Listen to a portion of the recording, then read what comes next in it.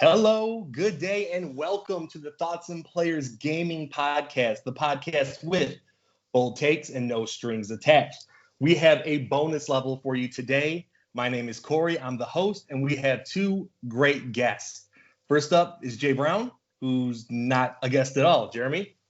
Hey, how's it going? It's nice to be here. All right, yeah, going good. And then I got, for the second time appearing, Cody. What's up, buddy? Hold on to your butts. Hold on to your butts. This is not a movie podcast, but we'll take it. All right, so we're doing this bonus level. We've done a few bonus levels where we have done a list or we've done like pleasantly surprised games. Those are all opinion pieces. Now, this is 100% fact. We are telling you the 18/19 games in one kind of system that has changed the way we look at gaming. It has defined this generation. This generation, we're counting it at the time of the Xbox One and the PS4 till now. They're closing up. We're getting a new generation. So anything within that time period is up to play. Now, Jeremy, this was originally your bonus level. So I just want to kind of give you a little thank you for letting me steal it. No problem. No problem. And shout out to David, who's not here, but we'll hear from him in a little bit. So, yeah, guys, let's just get into it. We have a lot of games. Let's go through them. Now, I should say before we start, not every game is out yet for this generation. We're missing Watch Dogs. We're missing Assassin's Creed, which I don't think will really ever make this kind of list, but there is one game that could have. I think that's Cyberpunk. So, obviously, the game's not out. But, Jeremy, I think maybe you have a take that even if it was out, it would more define the next generation of games. Probably, because I guess I kind of look at it as what game kind of permeates the zeitgeist of gaming for however long that generation is. So, like, we have one game on here that technically came out 360 PS3 era, but it was the gaming zeitgeist of the Xbox One, PS4. Yeah, of course. So, you use some big words I don't know. He's very intelligent. That's the thing. I can see that. I was afraid of inviting him on here. But you know what? I don't have a rhyme or reason to this list. We're not going like 18-1. So let's just start off. Jeremy, Why don't you tell us what that game was that you were talking about? Because this started off the PS5 announcement. Let's start off our little Define the Generation announcement. The game you were talking about is? Sure. So the game I was talking about is Grand Theft Auto 5. Even more specifically, Grand Theft Auto 5 Online. This game came out, if we think about it, it came out, I don't know, a year or two before the Xbox One. The Xbox One came out in 2013. So that's 7 years. So we're talking 7+ years of this game absolutely dominating online gaming and being in the absolute culture of gaming. Not just the story and all the things you can do in it, but obviously the online mode. They update it all the time. They add ridiculous amounts of content. GTA 5 could be an anomaly, but I think it's laying the blueprint for if a game developer, publisher wants to develop the equivalent of a gaming Avengers franchise, it's the Grand Theft Auto Online model, because this game has persisted through almost a decade. I believe for like the first 4, 5, 6 years, maybe even now, it's been in one of the top 10 selling games of the month, consistently. It's an incredible game on its own merit, but the way it's been able to capture gamers of all ages, varying different demographics, no matter how vulgar or perverse it is, and it is all those things. It's just a behemoth of a game that's super popular, so much so that PlayStation 5 had to announce, hey, I know we're going to a new gen, but you can still play it on this one too. And that's more likely going to end up being the case with the Xbox Series. And obviously it's still alive and well on PC. The game's just a monster. So I think this game definitely is one of those huge pillars of what will be gaming of this generation. Yeah, two things real quick. It's made over $1 billion in just GTA Online shark cards. Of course it has. That's not counting the initial launch of it, where I'm sure it made over $1 billion in 3 days or whatever it was. But just the online purchasing was over $1 billion. And like you said, it continues to stay in the top 10. And it's one of those games that if you're just kind of like a casual gamer, this is probably one of the 5 or 6 games you have. and that you rotate. You got your NBAs, your Maddens, your Call of Duties. Grand Theft Auto Online is that rotation game that you always have on. Yeah, absolutely. It's absolutely incredible, man. Code, anything from you? Yeah, no, just what you guys are saying. Every human who plays video games knows of Grand Theft Auto. So I'm sure at some point every single person has owned one Grand Theft Auto, and this one's been out for so long that it's just been played so long. So but all right, let's move on. All right, so the next game is kind of like the elephant in the room. It's by far, I would say, the most defining game of this generation by far. It's very hard to argue. I didn't want to save it for last, and I didn't want to start off with it because I don't want people to stop listening immediately because I think it gets a bad rap right now. But I'm obviously talking about Fortnite. Fortnite to me is the biggest game of this generation. Now, it did not create battle royals, but it popularized it to such an extent that, I mean, you could even say like Twitch has to thank Fortnite for how big it got. Like, it has just went into every aspect of entertainment. Mothers, grandmas, they know about this game. They've done concerts through Fortnite. They've shown Christopher Nolan movies through Fortnite. They have Star Wars crossovers, Marvel crossovers. It's such a huge game that to not have it on this list, it has to go on there. It's everywhere. Yeah, that's Twitch owes its existence to PUBG and Fortnite. Yeah, I mean, we got to say PUBG was first. Yeah, but I mean, Fortnite definitely just took it and it took its lunch. Yeah. Fortnite is just making it free was genius. People that make so much money off of it, and there's just so many gamers who play. I mean, we played it at launch. I don't think if it wasn't free, we probably wouldn't have got into it. Right. So, just them making it free, I think, was genius. And then, just adding more stuff into it, like you said, Marvel and, all that good stuff. They keep updating the game, so more players are just going to keep going to play. So. And I think you kind of almost have to give it credit for the existence of the Epic Store. Jeremy, I know you're more PC oriented than me. Like, without Fortnite, there's no Epic Store, right? Right. Fortnite prints money for Epic. Right. So, which in turn has created this big battle between Steam and Epic that without Fortnite would have never happened. Steam would have been king of the hill still, which they are, but there's a lot more competition. Yeah, definitely. Right. Is that all the Fortnite talk we're okay with, guys? It's all the Fortnite talk, man. I agree with you, though. It's the number one game probably of the generation. It hits so many people, so... Yeah. All right, let's see here. I got this list. Let's go down to I'm missing David a little bit on this podcast, so let's give him something we can talk about for him. Let's talk about Overwatch. Okay. Do you guys both agree that this kind of defined the generation as well? Yeah, I got this one. Oh, he's got this one. I got this one. Okay. This game is a great game, and I think it defined teamwork at its finest. Because if you don't balance out your team good enough, you're going to lose. So defining online multiplayer games, I feel like it did the best job out of this generation just because you need to have a balanced team or else you're going to get overran all day.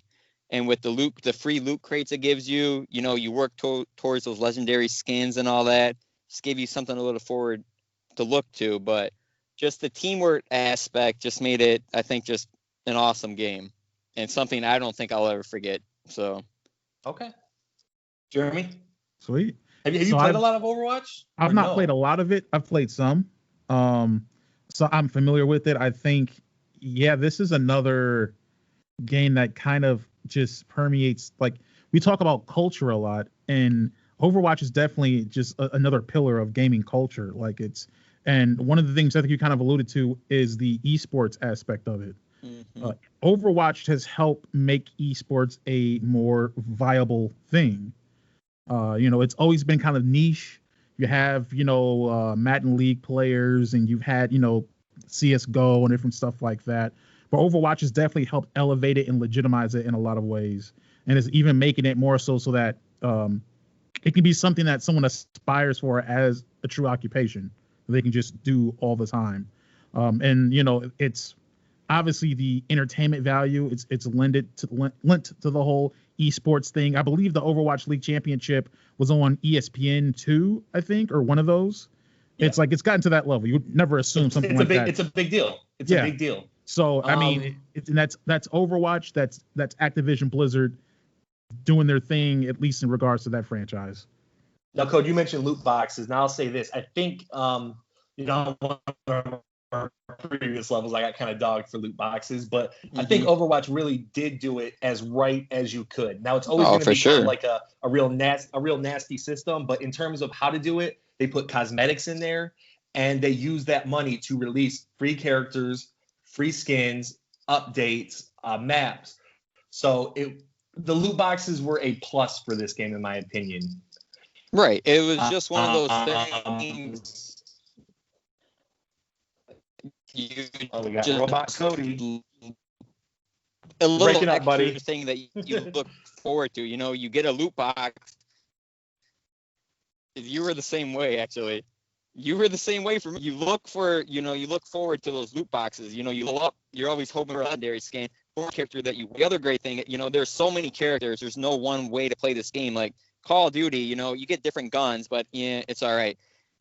Overwatch, the memorable thing is there's so many different characters, so many different ways to play the game, so much teamwork involved in the game that it's just, like Jeremy said, the esports, it just became such a big game that, hopefully other games build on this game.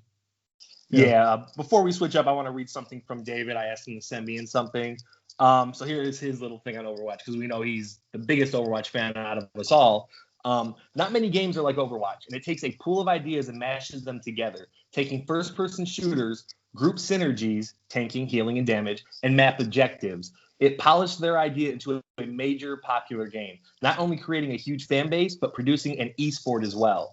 The game constantly updates and adds new material for free, which might be more of a company thing than the game itself, but regardless, not many games do that. So I think that kind of sums up what we all just said. And thanks again, David. So let's jump to the dark side of loot boxes, if I may. Mm-hmm. You like that, right? Yeah, sure. You got that. The dark side of loot boxes. So we're gonna be talking about Star Wars Battlefront 2. Now, Jeremy, you wanted this game on the list. I totally agree with you. Why don't you talk about why we think it defined this generation? Right. Well, you guys were talking about loot boxes in Overwatch. And so here's what I will say about Overwatch in regards to loot boxes. It's maybe not the most predatory, but it definitely did open Pandora's box. Yes. And EA decided to take Pandora's box and just wreck it. So and that's most like epitomized in Star Wars Battlefront 2. Star Wars Battlefront 2 at launch was a debacle. Progression was tied to basically pay to progress or something like that, where you have these crates or these cases that you open up that's tied to progression, but you also have to pay in-game currency for it. And you had so much in-game currency you would get per match, but obviously wasn't working, or too little of currency in order to really get the heroes you wanted to unlock. I think at one point they were talking about that if you wanted to unlock Darth Vader, you would have to play the game for hundreds of hours in order to get the in-game currency rather than the premium currency you could buy and just unlock them right there. It was ridiculous. They did it with the Star Wars Battlefront 2 because they know Star Wars is a big title. People are going to buy that game. And it's just been this has been the case. Star Wars Battlefront 2 was the example of EA's model of this getting into the wrong game, because if you have any insight into the sports games, they've been doing this for years. It's the exact same thing. So the idea that they were like, okay, well, we're going to bring it to more of a core game, then that's when the gaming culture, the journalists and everything, that's when they cared. They didn't care when they were exploiting sports gamers. They cared when they were exploiting core gamers who wanted a Star Wars game, which it is what it is. At least they got called out. They got a call from, the Mickey Mouse himself saying, hey, you got to fix this stuff up because we're trying to launch a movie and this is going to mess up the movie. In hindsight, it seems like Disney should have been more concerned about the movie. I was about to say the movie messed itself up. The movie messed itself up. But Star Wars Battlefront 2 is just an obvious case of as gaming has become more of a mainstream entertainment venue, there is obviously people that seek to just capitalize and maximize profits getting into it. And Star Wars Battlefront 2 is I don't know, man. It's just that beaming lighthouse in the dark that signals corruption, greed above all else. They fixed the game tremendously since then. It's supposedly supposed to be a really, really good game. I haven't tried it since launch. But it's supposed to be really good now. And because of the fervor and the anger that was created around it, they had to change their ways. And that's maybe another good result, is that hopefully it reminds not just gamers, but customers in general of the power you have when you make a concerted effort to voice your opinion and your displeasure and force these companies to treat you with some modicum of respect. So I think Star Wars Battlefront 2, huge flashpoint in this generation for gaming. Oh, perfectly said. I'll say this. I have played the game since all those updates and everything. I bought it when it was on a huge sale. Code, you played it as well, correct? Mm-hmm. Yep. And like it's a good, not great game. Yeah. And I don't think it'll be remembered years from now. You know, it's definitely not going to be remembered. But what's going to be in the history books is when developers come out and say, hey, no microtransactions in this game. And they have to do that because of this game. You hear that from developers all the time now, like, hey, there's no microtransactions. And that's a big plus to the game. But it's only because this was such a negative that that's a plus. Right. So I think that's the legacy that it kind of left behind. Right. Yeah, that's true. The issue or concern with that then is that not having loot boxes becomes a plus and not an expectation. Right. Yeah. All right, let's move on. Making pretty decent time here. All right, so let's give you something that you played a little bit. Now, back in the day, there was a demo that released for the PlayStation 4, and it took the world by storm. Yeah. And while it was only a demo, I think it had such wide-reaching effects in the industry that it has to be talked about on this list. I am talking about PT demo, playable teaser, aka Silent Hills. Yeah. So, Code, I know you don't know as much of the history behind all the stuff, but just tell us a little bit about what PT is. All right, listen. This was probably the scariest game I've ever played, and it was only a demo. All right, you just walk through this house, and basically the whole thing was you just do the game changes a little bit each time that you go through it. You go through the house, and you go down these stairs, and you go through a door, and you got to redo it over and over again, and things change each time. Now, it was just super scary, and the way they presented the game, it's just, I don't know. It hit all, I don't know. It was just, I don't even know what to say besides it was scary. It was scary. It was super scary. And if it would have became a real game, I think it would have been an awesome game. It would have hit the horror fans like crazy, but unfortunately, it didn't get published. Now, even though that game didn't become a real game, it affected a lot of games. You see a lot of games like that first-person horror game where you're walking slowly and you got the same kind of vibe as PT. So it has influenced a bunch of games, because when that game was canceled, it was really like a shock to everyone. They were very upset because it had such potential. Now, Jeremy, can you give us a little bit of the details of like the history behind the company, the maker? And if you don't have all that, I can fill in with as much as I know. So no, PT was developed by Hideo Kojima and his team. Mm-hmm. He was still at Konami, right? Yeah. Konami, which is, I repeat, a terrible company.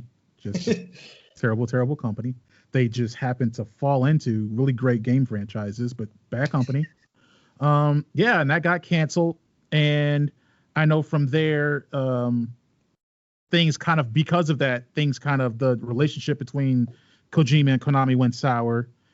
As he was still working on developing Metal Gear Solid, and then it got worse through that and all the other stuff, and he ended up leaving, eventually creating Kojima Productions and creating the game Death Stranding, Norman Reedus. So that's as much as I know.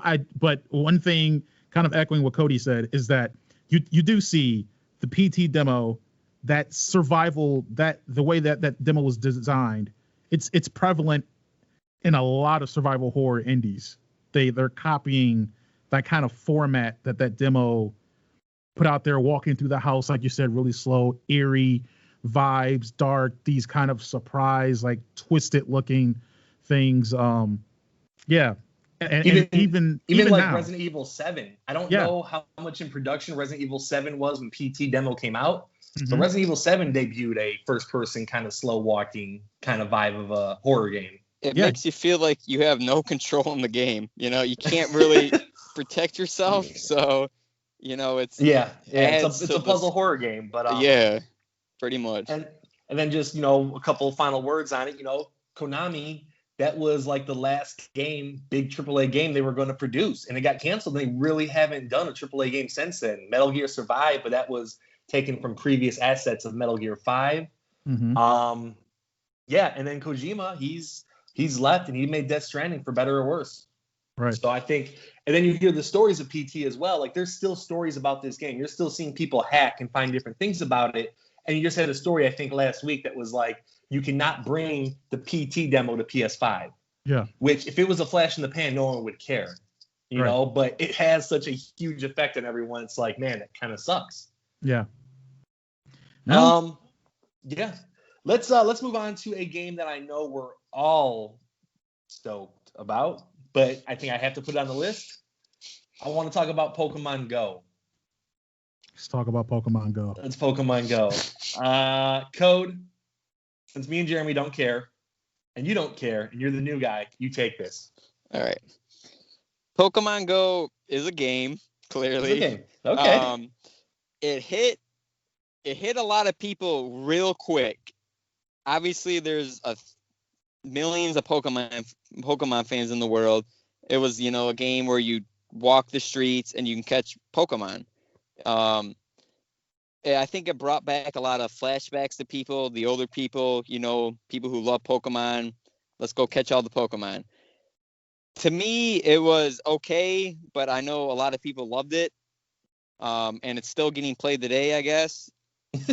Not really for me, but, you know, I think it's going to hit a lot of people because it was so big for, you know, a quick amount of time. Everyone was doing Pokemon Go. I would walk down to the park, Pokemon Go, people everywhere. I remember where I used to live. People were going down side streets you're not supposed to, and people were calling on them because they were playing Pokemon Go. So that just tells you how many people were playing Pokemon Go. And, you know, I think it brought a community together, too, because everyone was, you know, talking about it, going to hanging out, getting outside. And it was just, I think it hit everyone so fast. It just was, you know, just brought everyone together, which is nice in gaming because sometimes, you know, gaming, you know how it is, online games. You start arguing and all that. This one brought people together, brought back good memories. So I think that's why it's going to be remembered. Hey, man, beautifully said. Jay, you got anything to add? Let me tell you something, man. Pokemon Go feels like college to me. Pokemon Go was a fantastic phase, okay? I was able to, I mean, just reflecting on life. I met so many interesting new people, right? Was able to foray those into a couple of very interesting hookups. It was like for you, man. I'm happy for you. Pokemon Go was like college. Multiples. I'm happy for you. Not even one. Just more than two, less than 100. What pickup line did you use? It had to be a Pokemon. Hey, I caught a Mewtwo. Right? Do you want to see my Mewtwo? That doesn't even make any sense. That's you know what I'm saying. Like, you know what I'm saying. Oh yeah, you're the guy to talk about funny. That's rich. My Caterpillar used Harden. Perfect. All right, that was good. Go on, Jeremy. That was uncomfortable, actually. But no, maybe you could use a pickup line like, "Hey, you want to see how my bee drill is, right?" No, that's also terrible. That's horrible too. That's I'll have to admit, Cory, you're the best one this time. Yeah. Actually, he beat me on that. But see, I'm playing his game. Game. But anyway, it was great being able to go around. Like you said, it brought that sense of community. And I think it showed that there may be a place for augmented reality games. So and obviously it helps that it used the Pokemon brand. That helps it, but I think it showed that augmented reality games have a viability. When you think about the certain augmented reality games of like creepypastas and stuff online, being able to maybe take certain things like that and create a augmented reality PT type of thing. Hey, I think it's cool. Pokemon Go was great experience. But do you think it's only because of Pokemon why it got so big? Because I know they came out with the Jurassic World one. And Harry Potter. And there you go. I don't even know about Harry Potter. I mean, do you think it's only because of Pokemon? I think it's only because of Pokemon that it got as big as it did. Right. Yeah. I think it was the perfect IP with the perfect technology and the perfect nostalgia. Mm-hmm. Came out at the right time where everyone was at that age where they wanted something, they remember from younger. Like I said, I played it a little bit. Not my favorite game, but like you guys were both talking about, it actually built a community.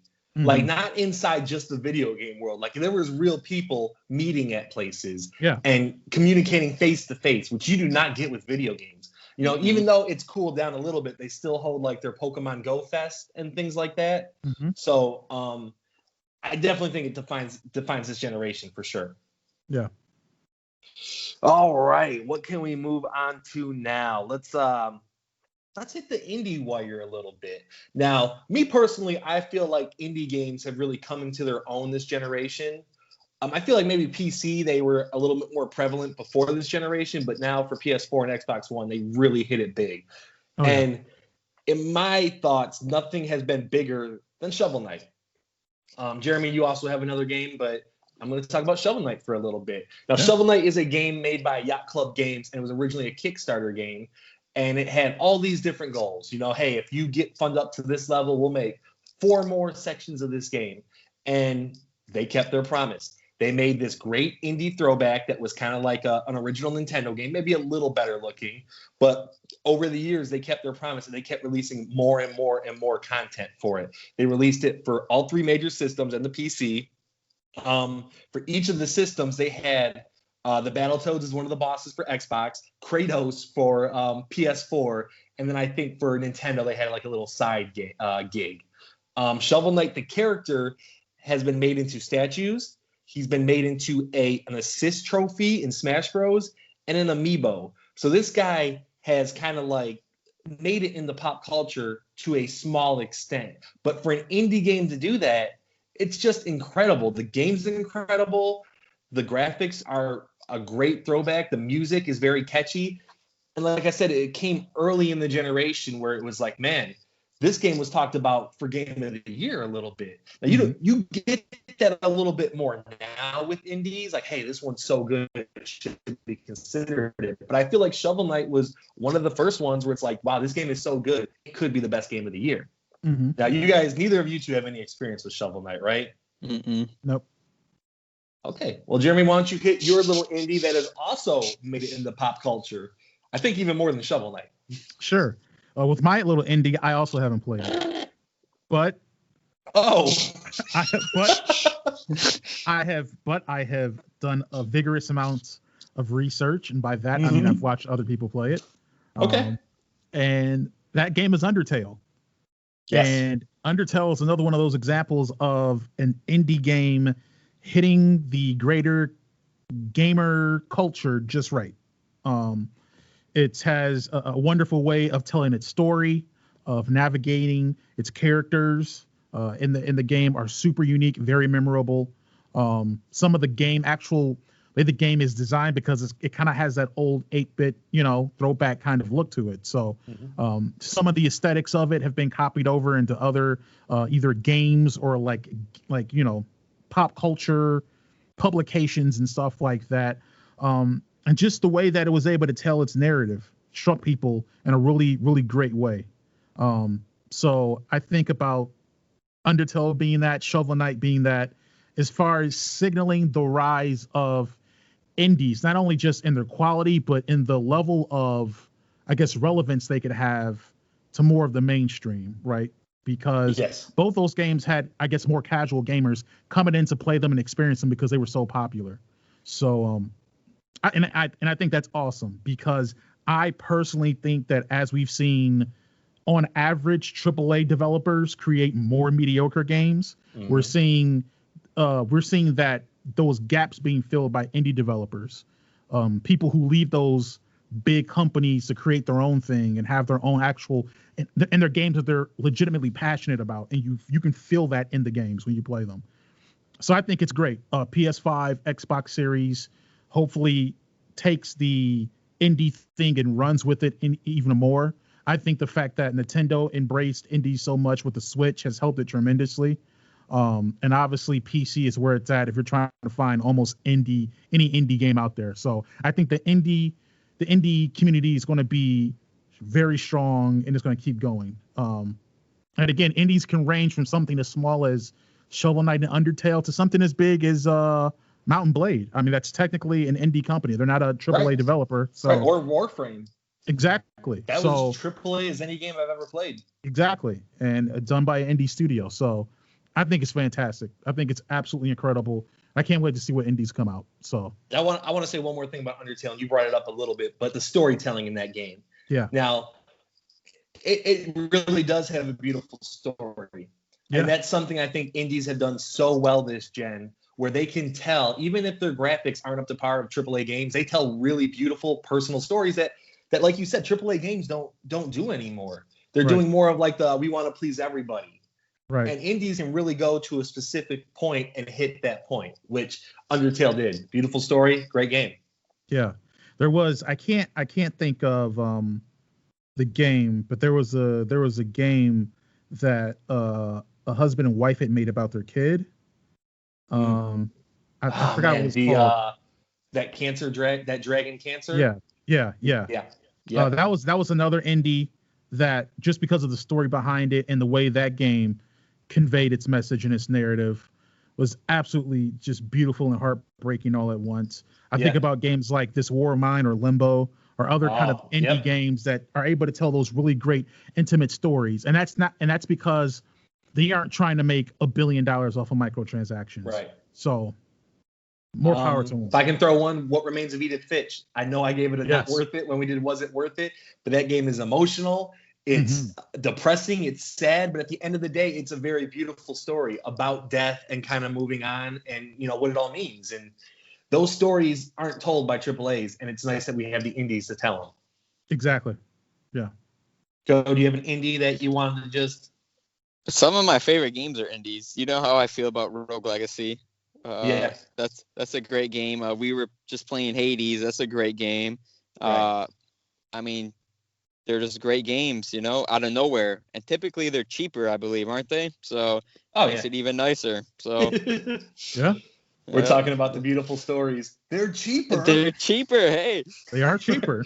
They're cheaper. So okay. There you go. All right, guys. So while we record this podcast, we are in the year 2020. How's the year been going, guys, in terms of just the Earth?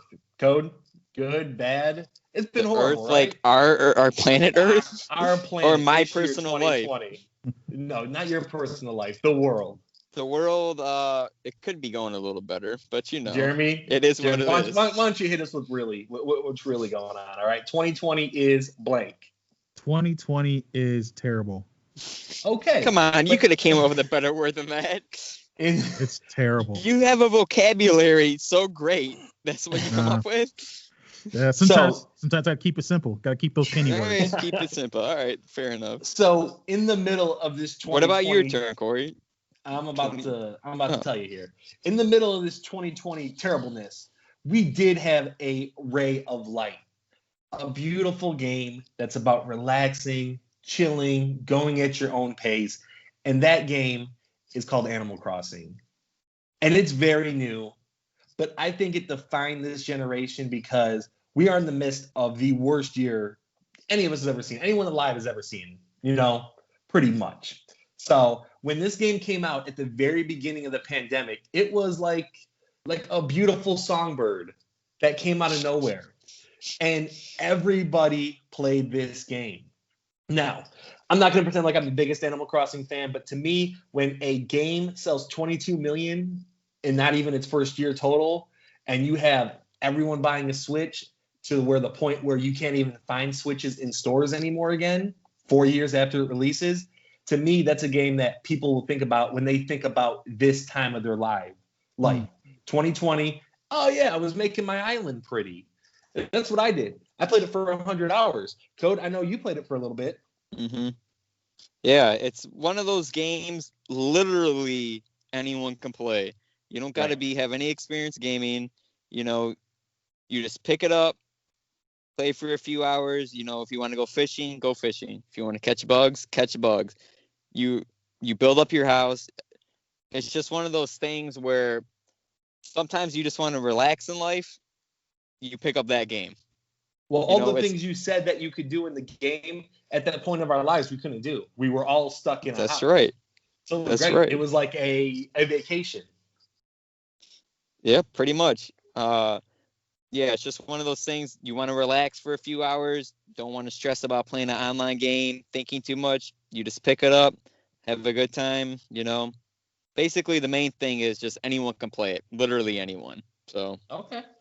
Jeremy, do you have any? You don't have this game, correct? I don't have this game. I know that this game was all the rage, especially when the pandemic first hit, because again, it was that soothing outlet for people to do the things they couldn't do, right? So you're like speaking about the fishing thing. I fully anticipated going fishing this year. I bought a bunch of fishing gear. I'm like, all right, this year I'm gonna actually have some time to go fishing. Well, I didn't because viruses and stuff. So I wasn't able to do that. But through proxy of this game, you were able to do that. This game also served as an important communication device because in the midst of a pandemic, we are also dealing with other social unrest issues, and so this game at one point was able to serve as a communication tool for people over in oppressed countries trying to fight for their freedoms or at least to retain their freedoms. And this game served as kind of a communication as well as I think an outlet for that as well, a way for them to escape not just what's happening in the greater world, but what the trials they're facing in their own lives are. And that's what it seemed like this game will be remembered for, is it coming at the right time and serving as a outlet for people when things were so uncertain. So, all right, man. Hey. Whew. All right.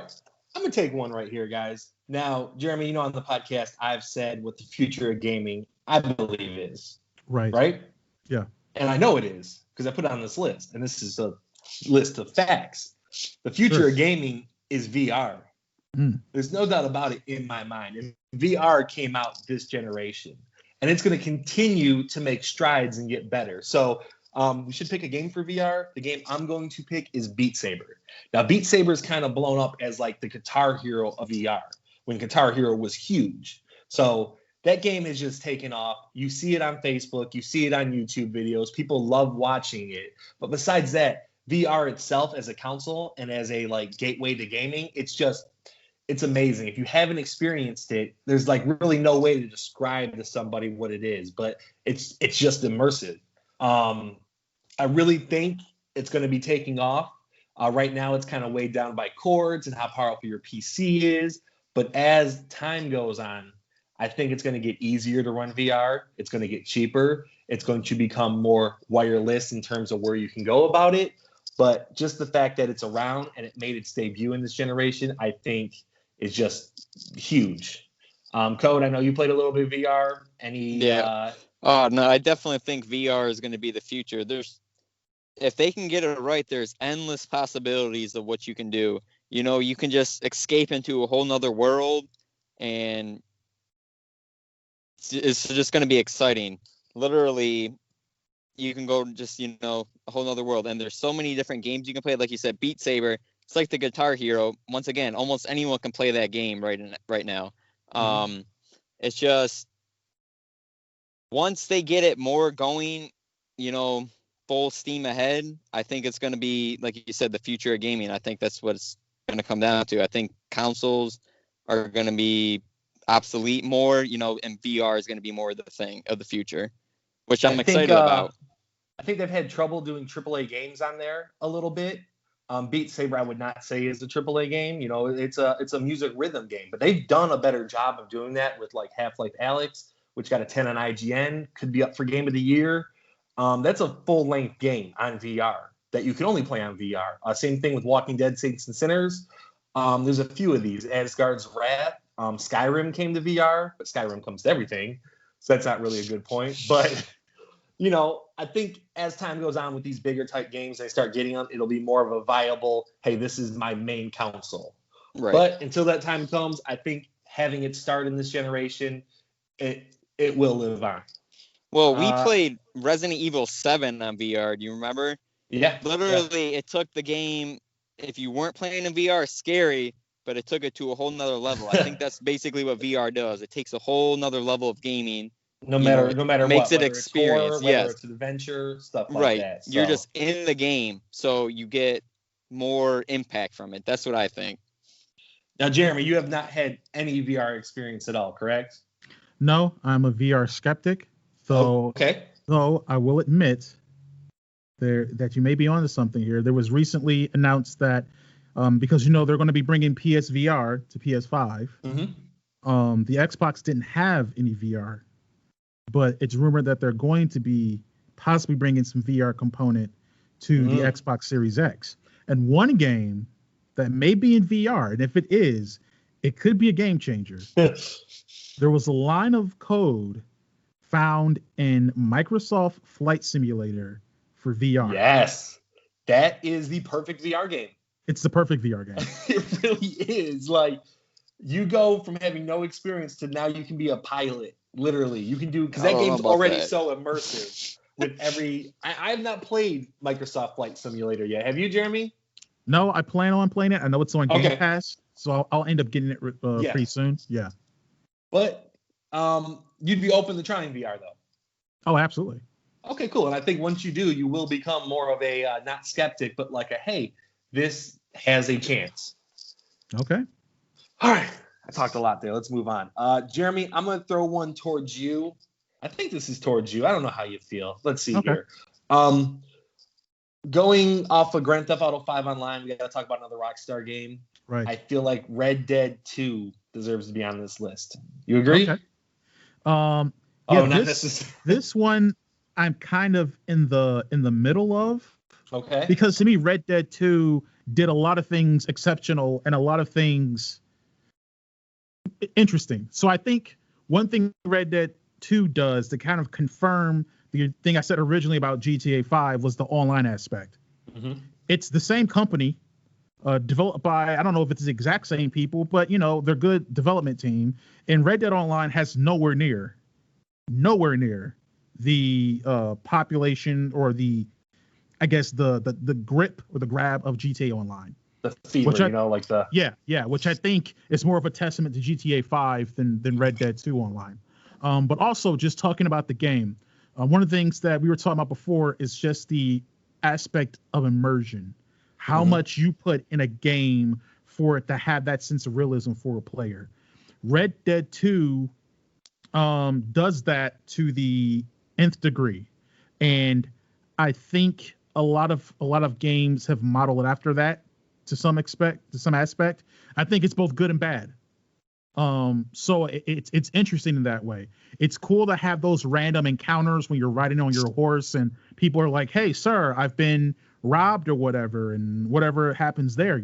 I think I'm not sure if I told a story about when I was playing Red Dead 2, and I just went into a house and I heard a conversation going on between a father and his son.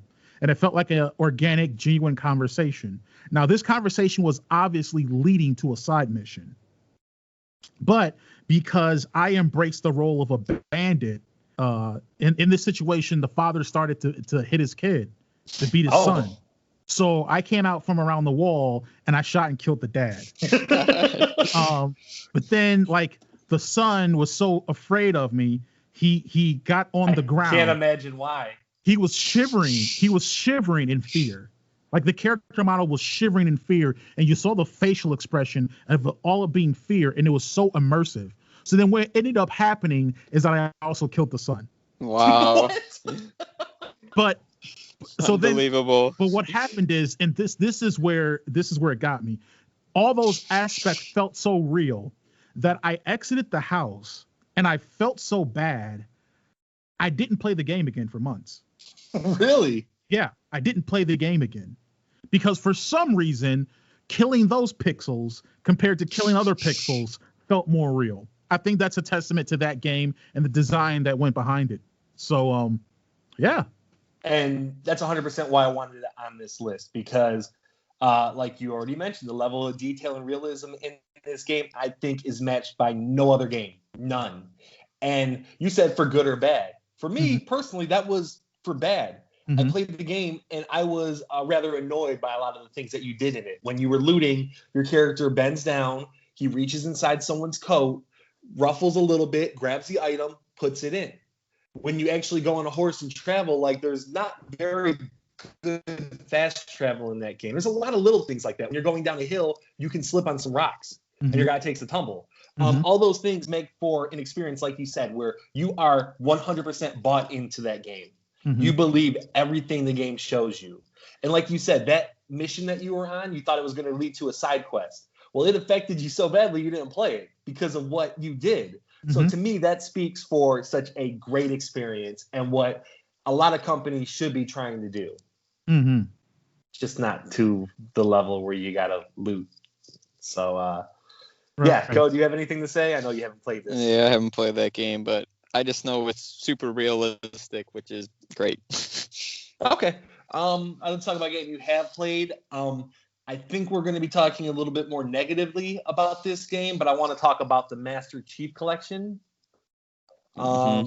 which I don't think started off very well. Code? No, it didn't. Obviously, most people know Halo. Great game. You buy the Master Chief Collection. The funnest part about Halo is playing online, right? Me and you, Cory, played online for how many years? Yep. You go to play online. Literally, it doesn't work. Big letdown. So that's how it's going to be remembered. I think always is you buy a game you're excited for, and it doesn't work for who knows how long.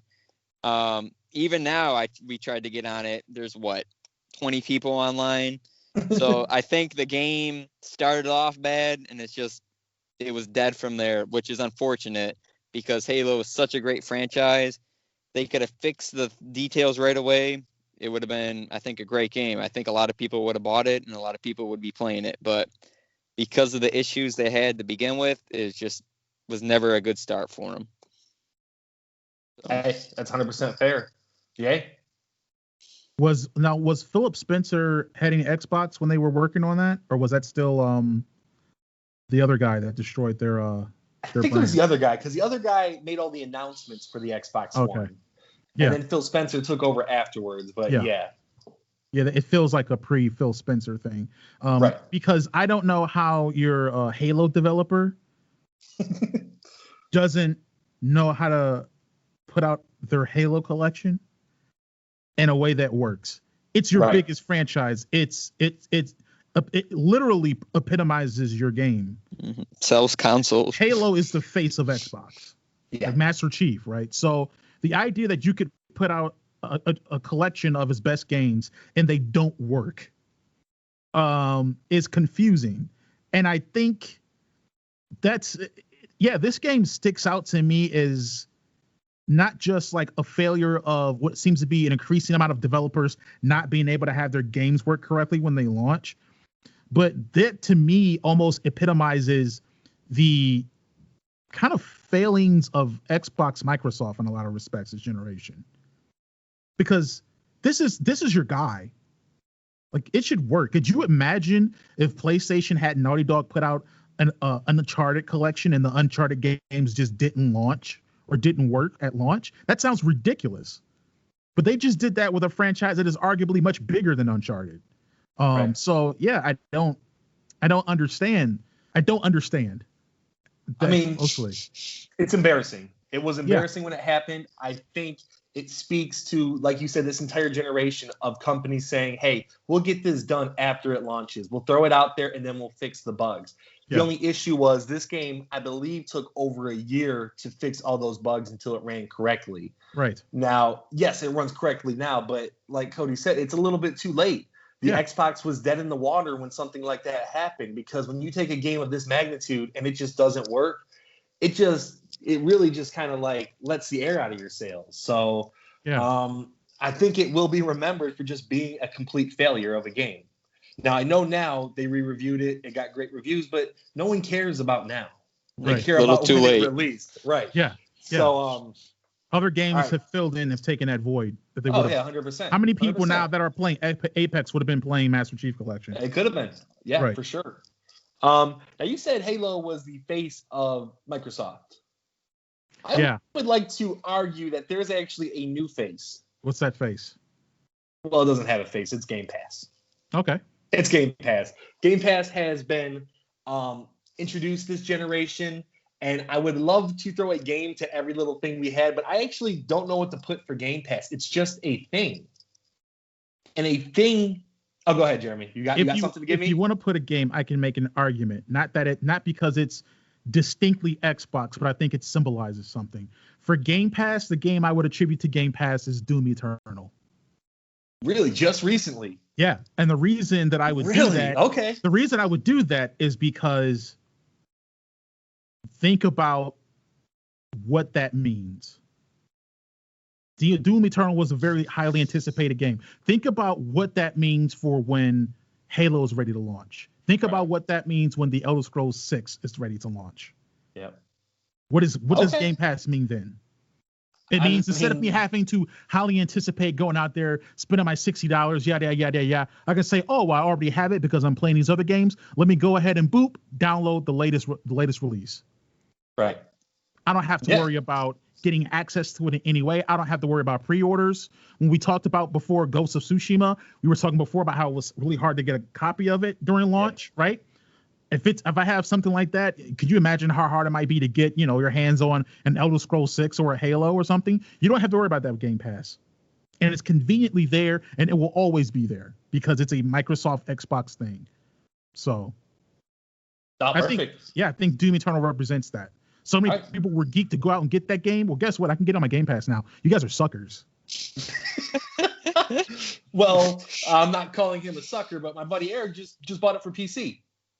So he paid the $60. He's a sucker. Pass, no, he's not a sucker. But Game Pass, that's a huge incentive to want to get Game Pass. Now, me personally, I have played so many more games that I would have never tried because guess what? They have a $20, $30, $40, $50, $60 price tag to them. And I'm just not quite sure if I want to try them. So I go to Game Pass for it. And I've actually completed quite a few games that I don't know if I ever would have bought. And even games I would have bought, Game Pass is doing such a good job of releasing them same day on Game Pass, like multi-platform games. There's been a few times where I'm like, okay, I'm going to buy this on PS4 because that's my main system. Let me check if it's on Game Pass first. Sure enough, hey, it's there. I play it on there. I get my 2, 3, 4, 5 hours of gameplay. I feel satisfied. Cool. I didn't have to spend the $20 for it. I'm spending $10 a month on Game Pass, $120 a year. You're getting, $500, $600, $700 worth of value a year. Right. Depending on how much you play. If you think about that, if you put that $60, price tag, let's say on games, or $120 a year for that game, for Game Pass. Well, okay, Doom 60. Yeah. Right. At one point they had Metro Exodus on there. That was 60. Outer Worlds. That's 60. Crusader Kings. I mean, exactly. That's like 50. Games. So all of them. Yeah. And then obviously there's some variation between what's available on console and what's available on PC. So if you have the Ultimate and you're working with both, you're getting a little bit more than 100 games, in this Game Pass thing, because there's some things, Crusader Kings you can get for Game Pass on PC. You're not getting that, I don't believe, on console. No. Or other, other games like that. So yeah, or like, another one, game that I played and reviewed, Gears Tactics, that just came to Xbox, but I played that on my PC before. That's $60. So I mean, here's the deal. We probably the was it worth it? We owe a lot to Game Pass this year because I can guess at least 4 or 5 of our games were Game Pass games that came out and we were able to try and play and enjoy. Yeah. Cody, anything on Game Pass? It's a shame we didn't have it as kids. That's all I can say. Oh man, yeah. Yeah, kids actually do have it pretty good. Yeah, they do. So that's all I can say about it. That's true. But no, it's a great deal. That's good input. And I don't know if we mentioned, but Microsoft puts all their first-party games day one on the console, which a couple months ago maybe that wasn't a huge deal. After buying Bethesda, it feels like a gigantic deal. Yeah. So kudos to them. That's sticking around for a long time, I think. Whew. All right, guys, we're making our way through our list here. Yeah, hopefully my phone's at 14%. We got this, all right? So let's talk about a game, Jeremy. I was going to get off the list. You convinced me to keep it on. You have not played this game, correct? Or maybe very little? What game would that be? God of War. You have not played God of War? I haven't. I bought it and I haven't played it yet. Oh, my God. So here's the thing. I know me and Cody have both played it, completed it, loved it. But I actually want you to take the first take because you had such a good take when we were talking about it the other day. Right. And I don't want to steal it. Okay, gotcha. Like I stole this topic. Right.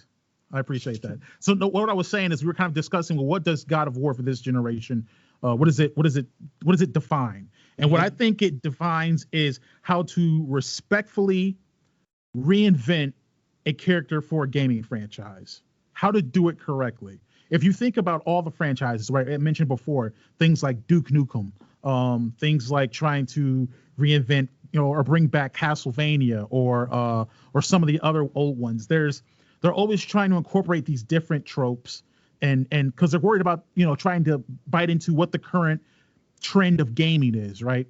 But what God of War did was not only elevate it with storytelling and with different types of gameplay as far as its combat, but it was able to elevate the character and take Kratos from being this, more 2D-ish, just angry guy that wants to murder and everything, and give him some more dimension to where now we view Kratos in almost a completely different perspective than we used to, right? I think that game represents doing it the best of this generation. No other game has really done it like that, right?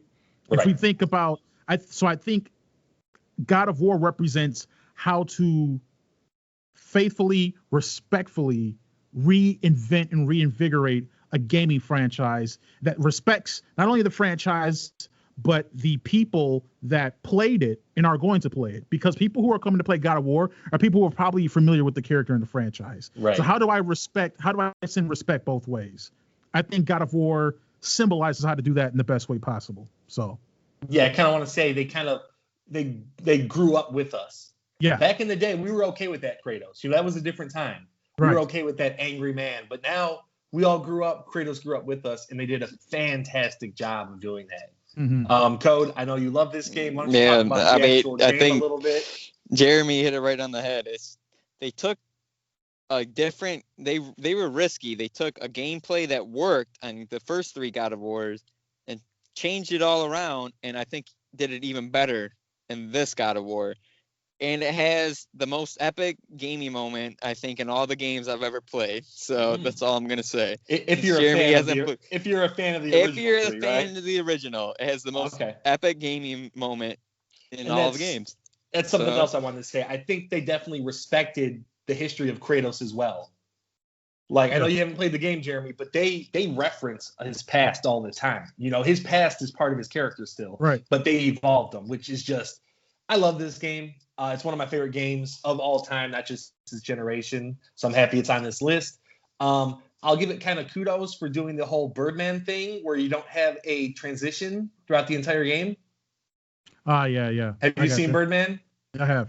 Yeah, so they kind of fake the transitions. God of War also does that, which isn't the biggest thing in the world, but you guys have talked about everything else. So I'll take that. Jeremy talked about everything else. the guy who hasn't played it. He didn't leave much meat on the bone, but oh well. All right, so let's get through this before your phone dies, Code. Yeah, 12%. Battlefield 5, Jeremy, you had some words to say on this one. Yeah, so Battlefield 5, I think, was a watershed moment in regards to it is showing the growing divide in culture between gamer and game developer or the industry. When you have a game that's being developed and the creative director says, quote, we're creating this basically the way we want to. And if you don't like it, you don't have to buy the game. Okay. So people didn't.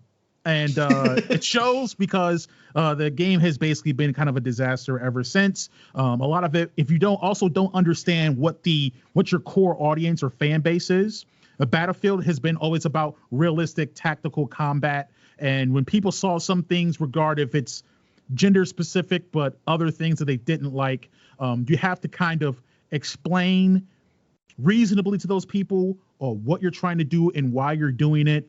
And your intentions or your motivations behind it. When you try to gaslight them and tell them that something isn't what it is, or is what it isn't, then people can determine they don't want to do that anymore. So yeah, the people that used to play Battlefield, that would play a Battlefield 5, they're playing Hell Let Loose. They're playing other World War II or World War I shooters that are more in line with what Battlefield used to be.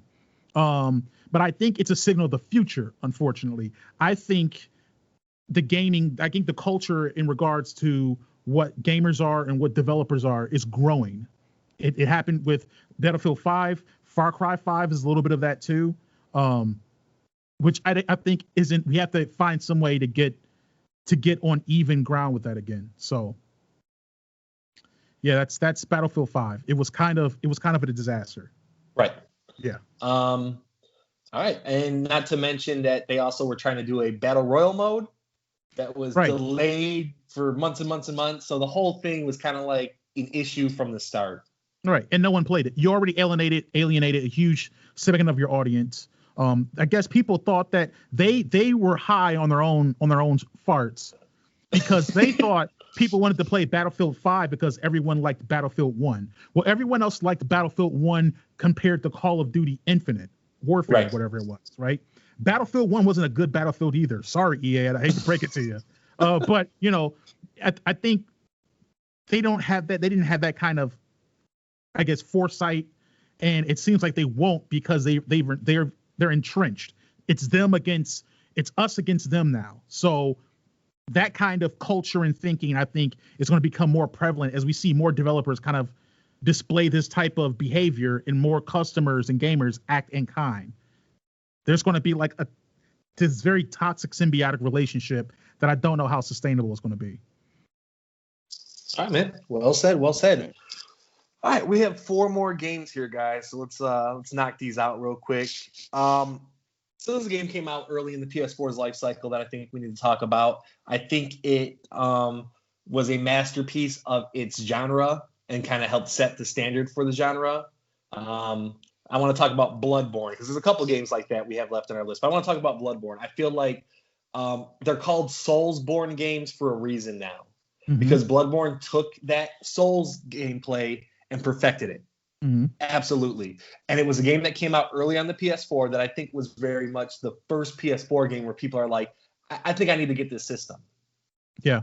And it was one where the developers were like, other developers were like, we need to copy this. Right. Because this is a big sort of game now. So you guys have anything to say on Bloodborne besides it's just an amazing game that needs to be talked about? It's an amazing game. And it needs to be talked about. Okay. It's an amazing game.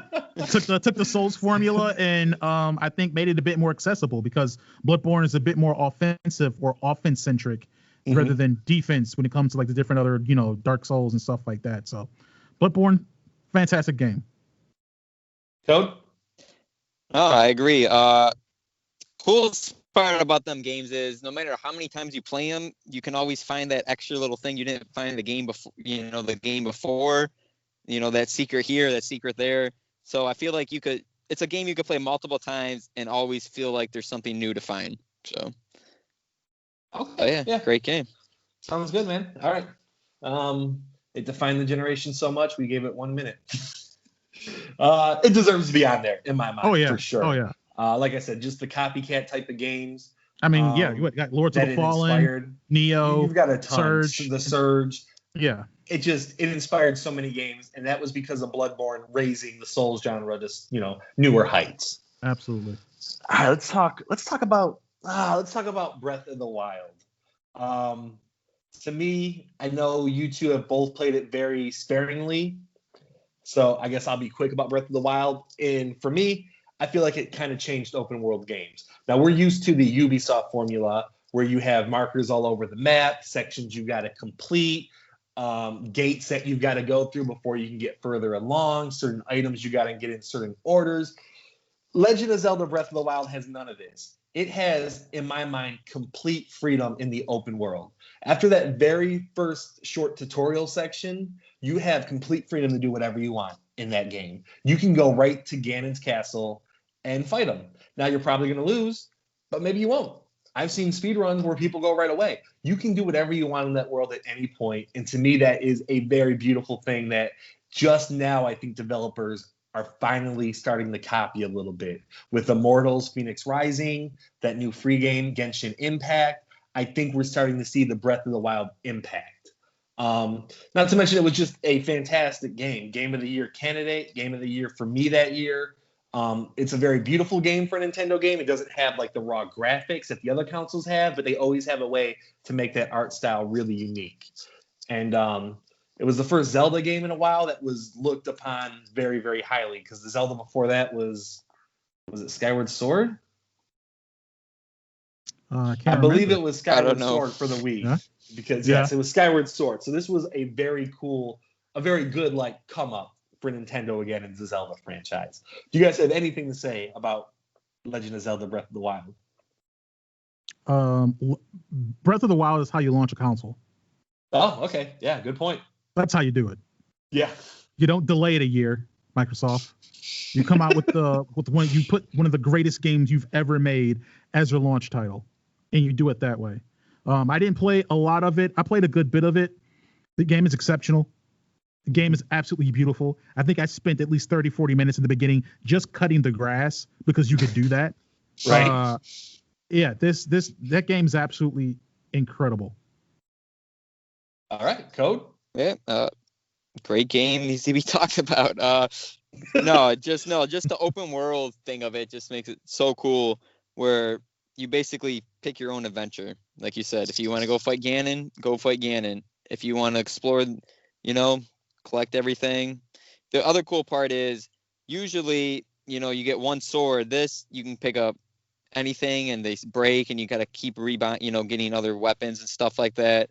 And they use different elements in the world. They make the world real good. Some will be snow, mountains, all that. So they do a good job. Okay. All right, guys, we got 2 more games. You want to end on a positive or a negative? Positive. Jeremy? Okay. No, a positive. All right, we're going to end on a positive. All right, so I want to talk about a game. That's a negative? That's a negative. It was a negative. It's more of a positive now than it was, but it spewed so many lies from the creative director that it will be talked about for years and years and years. No Man's Sky. Yes, Sean Murray went on late night talk shows. He went every interview talking about everything you could do, and it had maybe 10% of that. And it wasn't known until the game was already launched that all those things were lies. So to me, it's a case of please keep your mouth shut. I know this has been the same thing with Fable with, what was his name, Jeremy? Peter Molyneux. Peter Molyneux would talk a ton about what his games could do, and then they couldn't do it. But I think Sean Murray took it to a completely different level. Right. With good intentions, but a completely different level that just lied to consumers. Even about stuff as simple as, hey, we have multiplayer where you can interact with people. And it just was a flat out lie. You could not. But have you guys, Code, I know you played it a little bit. Jeremy, anything on this game? Yeah, because I bought this game at launch for PS4. And I played it since with the updates and stuff. It's on Xbox Game Pass right now. Right. And they just did a huge update for it. This game at launch, or this game and the company can just kick rocks. I understand they've tried to make amends. I understand you believe good intentioned lies. I don't know how you lie so wildly about so many things and it not be intentional in some way, shape, or form. And great job by PlayStation to just totally distance himself from that. Yes. Yeah, this game when it launched was not good. It wasn't worth $60. This game was a $20 early access Steam game when it launched. That's what it was. That's the quality that it had. Half the stuff didn't work. A lot of things were stupid system design with inventory, just dumb game design. And they've rectified a lot of that stuff. 3-4 years later, and several paid updates later, as well as a lot of free ones, but some paid stuff too. The least you could do is maybe make your game what you sold it as. I understand that they didn't have to do that, but doing what you said you were going to do should be expected. That's No Man's Sky, man. This game is terrible, and I hope the developers just work on this game and no other game, even though I heard they're working on another one. They released another game. Yeah. A small indie, The Last Campfire. And now they're working on another big title, they said. Yeah, well, I hope they don't. I will not buy a game from this company. I won't do it. You're saying goodbye to Hello Games forever. Yes. It's got to be on principle, because you can't do it. Because I was lied to as well. I remember buying it day one and playing it and just slowly realizing, because that initial hype when you're playing, you think every game's good when you first buy it. You're playing, you're like, wow, this is so cool. And then about an hour in, you're like, oh, this is all there is to it. Everything I've been told is not true. So I got a refund from PS4, even though I bought it digitally. I went to them, and they stopped. Did you get the refund, Jeremy? No, because I bought a physical copy of it. Oh, right. Okay. And they knew. Cody, any quick words on this one? Not really. It's just gutter trash, basically. Gutter trash. Pretty much. But no, just if you're going to come out with a game, say what game you're coming out with. Don't just lie. That's basically all I ask. And then also, hey, a gaming journalist, if you could stop giving games Game of the Year awards before they come out, that'd be great. Because this game had like 70 Game of the Shows before it came out, and it was nowhere near what it was supposed to be. Oh, they really hyped it up.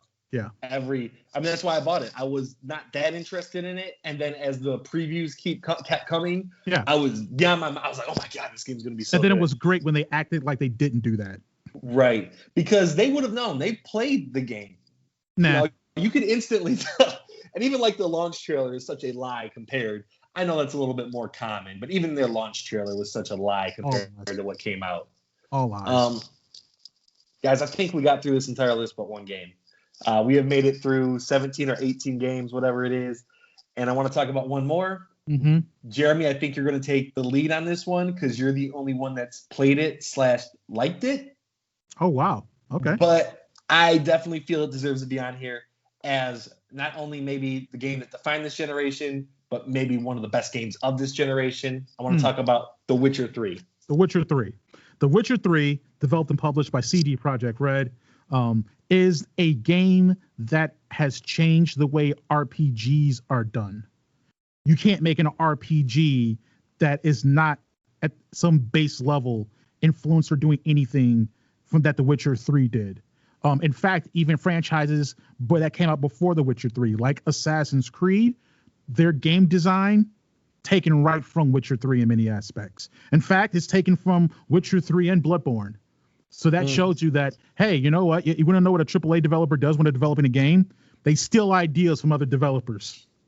Right. Because they don't have any good ideas. So, hey, let's take the good ideas. And Witcher 3 is a great source to take ideas from. Again, we think about other RPGs and stuff that came out. Another game that I really like, Horizon for PS4, Horizon Zero Dawn, and the new one that's coming out. You can see Witcher 3 influence all over that. The gaming industry, and especially RPG gamers, we won't take the crap that Bethesda has put out anymore. I understand that people still like those games. Tons of people still play Skyrim and Fallout 4. But guess what? You can't make those anymore without the rightful criticism you deserve. Because The Witcher 3 shows us how it works. You make a good game that has actual thought out and thoughtful, intriguing side missions and characters that you interact with, and having a world that actually does respond to the things you do. So The Witcher 3 had tons of Game of the Year awards. It deserved every single one of them. It's a game changer. It put CD Projekt Red on the map as the developer darling of the gaming industry right now, which they deserve, because if you look at GOG and all the other stuff, they do nothing but consumer friendly things. They're all about the consumer. Witcher 3, its DLC update model was very generous, free updates. There was like a DLC thing that you had to pay, but they weren't too expensive. And they added a lot of content to the game. There's hundreds. Some people said they would be like full games. Yeah. Those DLC. Oh yeah. There are hundreds and hundreds of hours of actual content, not just stuff you can do. I can spend 100 hours in a game dicking around if I want, but I mean hundreds of hours of actual content, things to accomplish in this game. And it is the game. I think it's the game of the generation. It's either this or Fortnite. Yeah, I would 100% agree. That's why I left it to last, because I know this, like you had said, you had played Kingdoms of Amalur, and you said after Witcher 3 you can't make games like that anymore. It's changed.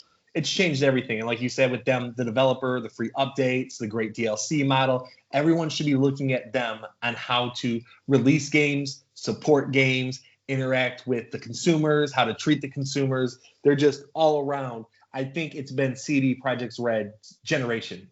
100%. Look, if you can come out with a TV show based off a game, you're doing something right. That's all I'm going to say. So. Yeah. And have Henry Cavill be your main person. That's and right. be really good in it. He's really also, good in it. I've never watched it, so I wouldn't know.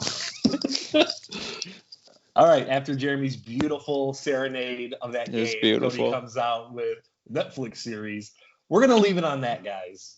All right. It was a positive note. It was a positive note. So, like always on Thoughts and Players, we do final thoughts. Code, let's start with you.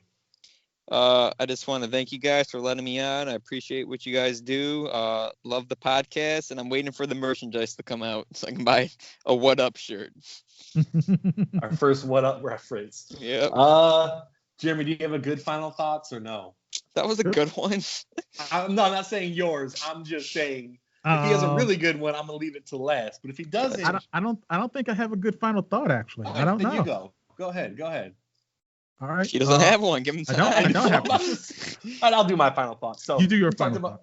We've talked about a ton of games on here, but even though your game does not define a generation, there's still tons and tons of great games. I just kind of want to highlight 3 of my favorites for each console. Not 3 of each console, but for the Xbox One, I want to talk about Sunset Overdrive. If you have not played this game, it's made by Insomniac, who made Spider-Man. They did a fantastic job with this game. And then for PS4, I want to talk about Spider-Man, made by Insomniac Games. Maybe I just like that company, but they did a fantastic job with Spider-Man. And then finally, for the Nintendo Switch, I want to talk about Fire Emblem, 3 Houses, great strategic RPG. If you haven't played any of these 3 games, you should definitely do it as we say goodbye to Cody. He made it, though. He did make it. So he made it. He's back. All right. Jeremy, did you think of a final thoughts? Absolutely not. But I will say this, though. If there's any games maybe you guys can think of out there that you're listening, what game or 2 or 18 define this generation for you? Because we'd like to hear. Maybe there's something, I'm sure there's games we're missing that you guys think had an incredible impact on this generation of gaming. There's tons of them out there that are really good games or maybe really impactful games.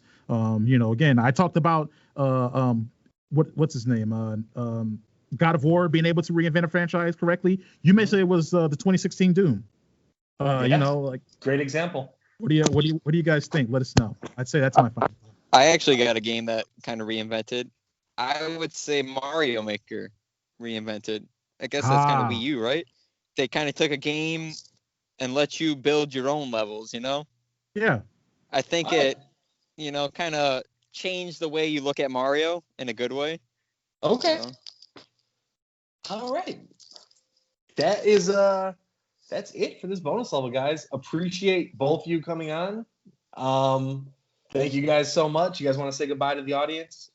Goodbye, audience. Goodbye, audience. Okay. And that is it for the bonus level of the Thoughts and Players podcast. If you liked what you heard, please subscribe to the podcast on your preferred podcast service. You can like the podcast on Facebook or on Instagram, any of our socials. Please check us out. We have a YouTube channel. Start playing the music or something. We will see you guys on the flip side, and goodbye.